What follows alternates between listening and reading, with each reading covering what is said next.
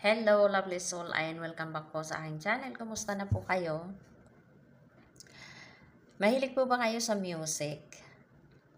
Ang music po is one of the signs na pinapadala sa atin ng ating guides. One of the signs na kumukonekta sa atin yung ating guardian angel. And one of the signs na naandyan sila kasama natin. Nasa paligid lang. Okay po?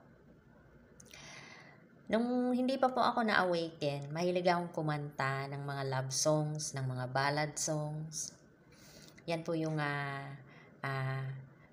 kinakahiligan ko dati. Kaya lang nung na-awaken po ako, mayroon isang kanta na nung narinig ko yung kanta na yun is parang kinakausap ako na tagos talaga sa puso ko yung lyrics nung kanta. And yung mga time na yun yung na-awaken ako na time na kumbaga parang lugmok na lugmok ako. And yung message ng kanta na yun, ang title niya is Never Give Up. Ang kumanta po nun is Fearless Soul. Nung narinig ko yung kanta na yun, parang kinakausap ako nung kanta. And naramdaman ko sa puso ko na yung guides ko sa pamamagitan ng kanta na yun yung sinasabi niya sa akin. Yung message ng kanta na yun is parang naramdaman ko na galing sa aking guardian angel. So kaya every time na magkakaroon ng panibagong phase yung journey ko, yung landas ko, is nagkakaroon ako ng paboritong kanta. And yun nga po, sabi ko sa inyo, yung mga message ng kanta na yun is parang direktang kinakausap ako. Kaya ramdam ko na yung mga kanta na yun is yung mga message na yun is parang message na galing sa aking guardian angel. Okay po? So, ang mga kantang pong ito is katulad ng What a Beautiful Name It Is, na alam kong naandyan sa universe.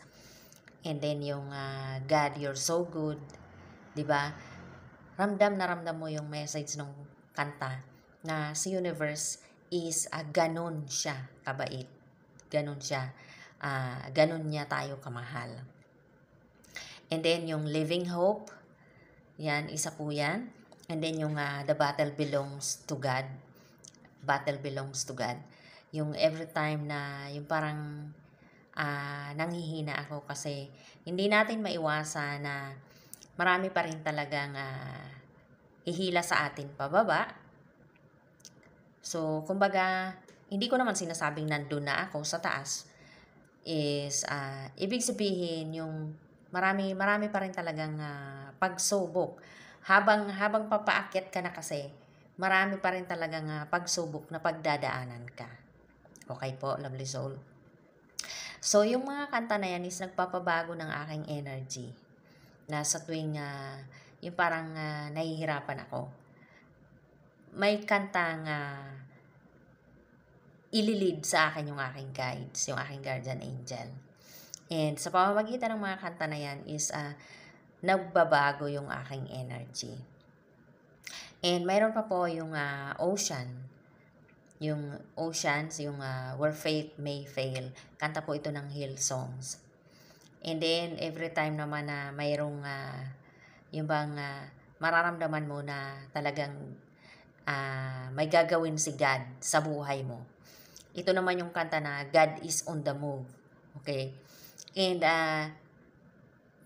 kapag naririnig ko naman ang mga kantang ito, is although mayroong mararamdaman ka na takot, na saya, pero alam mo na hindi ka nag-iisa kasi naandyan yung guides mo. Okay po, lovely soul? And nitong nitong latest lang na kanta na tinuro or nilid sa akin ng aking guides is yung Heal Me, O Lord. Kanta naman ito ng praise rhythm. Itong kantang ito na bagong nilid sa akin ng aking guides is kasi yung awakening kasi natin hindi lang isang beses nangyayari. So ngayon po is naandito ako ngayon sa second awakening ko na kung saan is nahihirapan ako, aminin ko po sa inyo na kumbaga yung alam mo yun, yung broken heart. Okay? Na nahihirapan po talaga ako. Pero dahil sa kantang ito, na kahit sa maghapon paulit-ulit ko siya na pinapakinggan, ito yung nakakatulong sa akin sa ngayon. Okay po. So itong kantang ito, yung Heal Me, O Lord, na nagpapabago ng energy ko. Paulit-ulit kong piniplay yung kantang yan. Okay po. So yun po, na kung mahilig kayo sa music, or kahit hindi kayo mahilig sa music, maging aware kayo sa mga music na pinapakinggan nyo. Kasi sa pamamagitan ng music is kumukonekta sa atin yung ating guides, yung ating guardian angel. Okay po, lovely soul? And yun nga po, sabi ko sa inyo, music is one of the sign na naandyan yung inyong guardian angel na nakikipag-usap sa inyo na sinusuportahan kayo. Pinapaalam nila na naandyan sila sa paligid at binabantayan kayo, ginagabayan kayo, sinusuportahan kayo at pinaparamdam sa inyo kung gaano kayo kamahal ng inyong guardian angel. Okay po, lovely soul? So yun lang po. Thank you for watching. God bless and I love you.